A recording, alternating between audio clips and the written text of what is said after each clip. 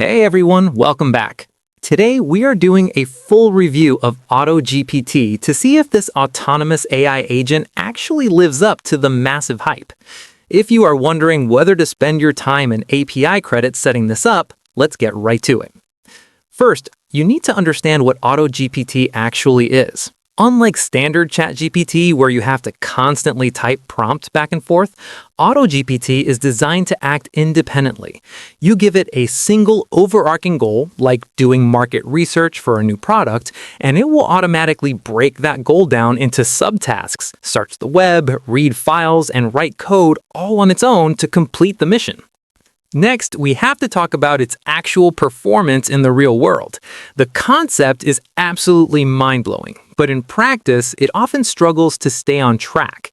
Because it is trying to figure things out autonomously, it can sometimes get stuck in infinite logic loops or go down rabbit holes that completely derail the original goal.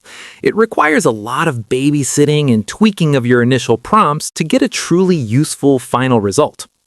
Then there's the setup process and the cost. Running AutoGPT is not a simple plug-and-play experience. You need to install it via your computer terminal, manage Python dependencies, and connect your own OpenAI API keys.